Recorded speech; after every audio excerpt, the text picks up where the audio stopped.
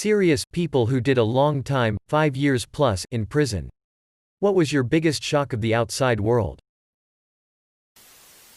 You forget about the details of things. Like the way carpet feels on the bottoms of your feet.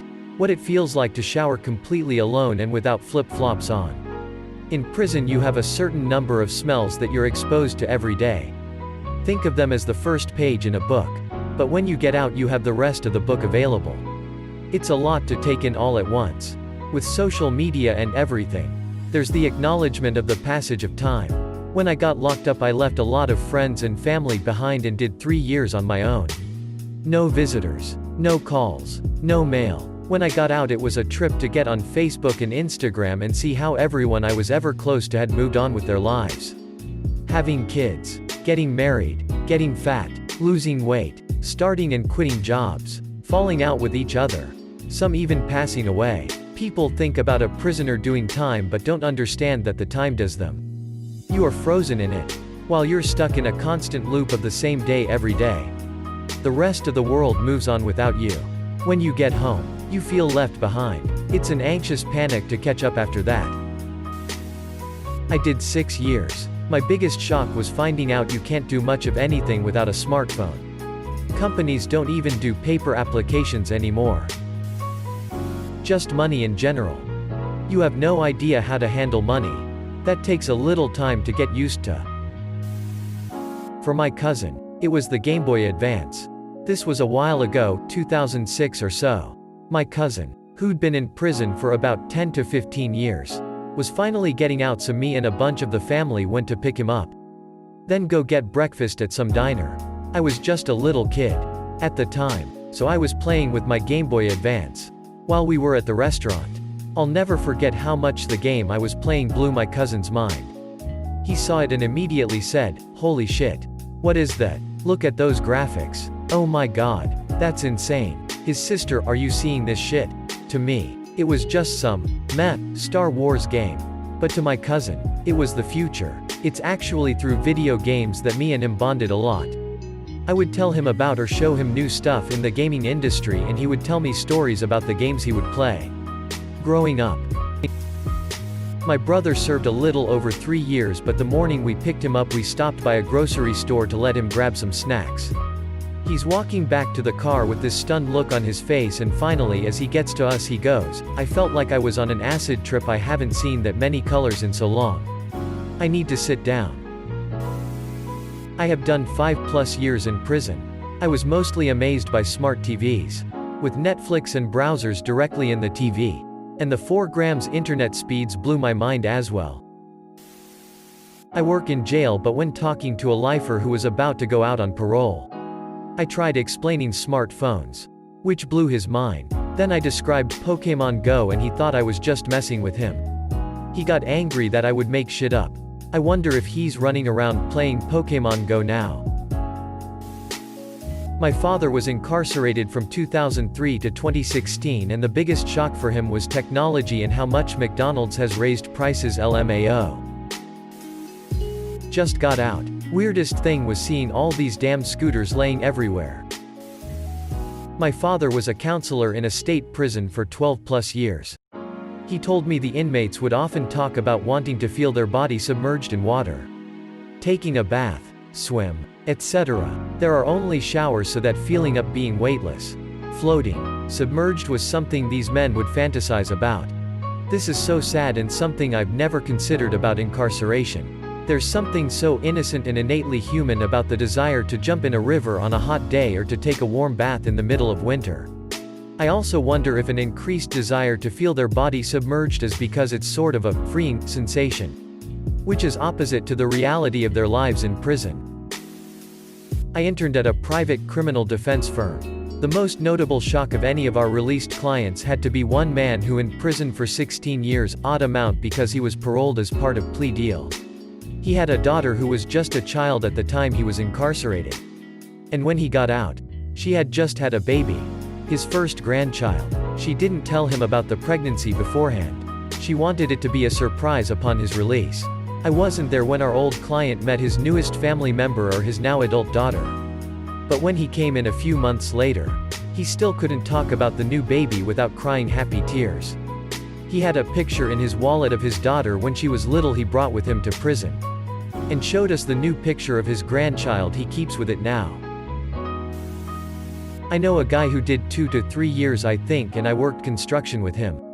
I asked him, what is the biggest thing that stands out to you now that you're free? He simply said, the fact that I'm here with you, but I can physically walk over there to that field 500 meters away without anybody or any walls stopping me. Quote. I did 4 years. The day I got out my uncle took me to Walmart to get everything I needed. I went off by myself to get the things on my list. First I went to the lotion aisle. I was looking at all the lotion and became so overwhelmed by all the choices. Dry skin, healing, scented, etc. In there I had no choices and was given what I needed. Having all these options overwhelmed me. I gave my list to my uncle to get it for me. It was really hard to go out in public for a while. The first night I tried sleeping in a dark bedroom like I did before prison. But couldn't do it. My dad slept on the living room couch with a TV on. So I slept on the other couch. I needed to sleep around people and noise for a while until I got used to being alone again. I was surprised, because one of the things I missed the most was sleeping in a dark, quiet room, alone in a comfortable bed. For a long time I slept with my arm or a pillow over my head because of noise and bugs. 5 years for aggravated assault and robbery. I was 3 months past my 18th birthday when I was sentenced. I lived in a small railroad town in south central PA. I guess one of the biggest shocks for me was how much the town had changed. The scrub land where we rode our bikes and dirt bikes is now a strip mall. My friend's driveway is now the main road through that part of town. Someone fixed up the old dive bar and turned it into a fairly popular restaurant and bar. Hell, whole developments popped up all over the place. And while I wouldn't exactly call the changes gentrification, the town certainly has improved as far as standards of living, without ridiculously increasing the cost of living. Shock number 2 was internet access. AOL, NetZero, Earthlink, etc. were the go-tos then. But phased out within a couple years of my release as faster access from cable companies became more widely available and affordable. I remember asking a coworker of mine. He said first was that no one had taken his car. It sat for 6 years unmoved in the street. Tires held air and battery was dead but started with a push. Second was how quickly things had gone up in cost. Rent, food, gas, things like that. I occasionally work with people who've just gotten out of jail or prison.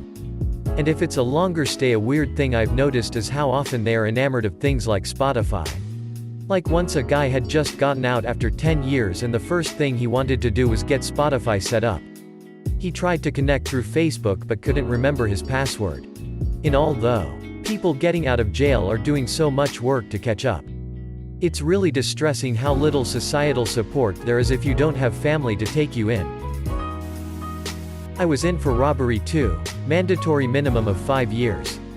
10 months. One of the hardest things for me once I got out was making choices. Let me explain. In prison, you might have 2 choices for shampoo if you're lucky. The first time I went shopping for hygiene essentials was at Target. I remember being so overwhelmed by the amount of choices for shampoo and having no idea which one to get. I stood in that aisle and cried for a few minutes before I just left without getting anything. Spent 6 years behind bars. When I got out, the biggest shock was the beautiful sights and colors. I forgot how gorgeous nature was. It put the thought into my mind that I never want to go back. Because there is no beauty in prison. The beauty is on the outside. I'm glad I'm out now.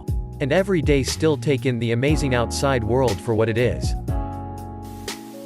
I spent roughly 9 years in total at a maximum security prison for some dumb decisions I made as a juvenile. Self-checkout stands at stores and wireless headphones were definitely one of those. This can't be real moments. I questioned reality. Like when you cannot explain an instance and it scares you trying to cope with. Did that really happen? That's how it felt. I did 5.5 on a 6-year sentence. I think my initial shock was how the physical landscape had changed. Places that were once vast swaths of field were now car dealerships and homes. The other one was how people treated and spoke to one another out here. I wanted to fight everyone for about 6 months. When I got to ride in a car again, it felt like we were going about warp 15. I think we're only moving about 45 miles an hour. It tickled my dinky like a roller coaster for about 10 seconds. Also, at the grocery store it was really hard seeing people willfully buying cans of tuna. But I think the hardest thing for me was to quit crushing up spicy Cheetos and putting them in all my food. This didn't personally happen to me, but I worked for a criminal justice reform group in Florida for about a year and a half. We connected with a guy who got released from prison after 50 years. He was arrested during one of the MLK riots in 1968 and locked away for half a century by an infamously racist and vindictive judge. As you can imagine, after so much time he was struggling with a lot. But the big things were that he didn't have any ID anymore and had no way to get it. Didn't know where his birth certificate or anything was.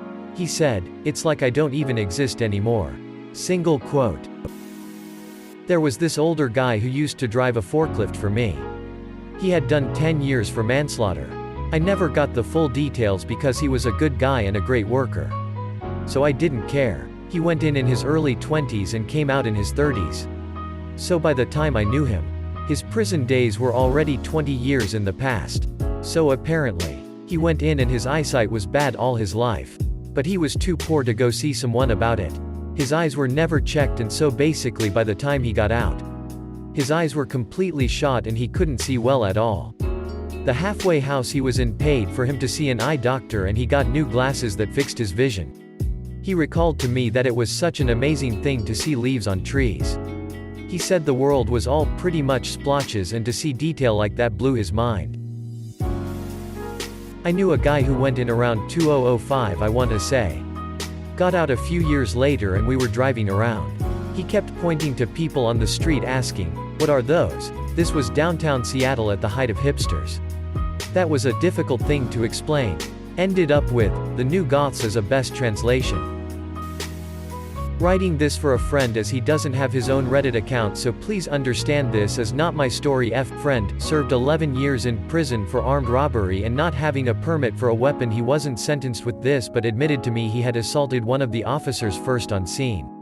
I went with his brother to pick him up from prison and slowly we took it back to where he used to live 2 hours away. He was always nervous and anxious, his words were. My biggest shock probably was how much had changed. Mom and Dad live on the other side of the country. I've lost all communication with all my friends but you and generic other friend name. In a month or so I came by to ask him how he was doing. It's so weird to not have to give anyone my stuff. I don't have to hide anything or worry about the consequences if it gets found. I'm guessing he sadly have quite a rough time in prison with other convicts or even the guards. Cousin did 5 for meth and robbery. When she came out she started crying when she saw my youngest sister was almost an adult. My aunt was imprisoned for about 25 years as a political prisoner in China. When she was released she was just agape at the cityscape and how it had changed. The smartphones. Being able to pay by just scanning with WeChat, very commonplace there. For paying something like parking it is very convenient.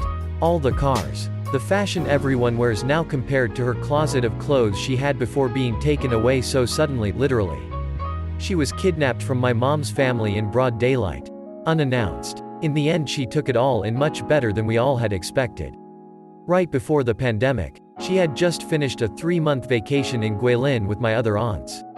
According to her, Guilin has changed the least. My cousin was in jail for 16 years I believe and got out in 2017, and I remember showing him Minecraft and he said it was the coolest thing he had seen even before prison. I showed him some other games and he was absolutely blown away. I don't think I have ever seen a jaw drop down so far.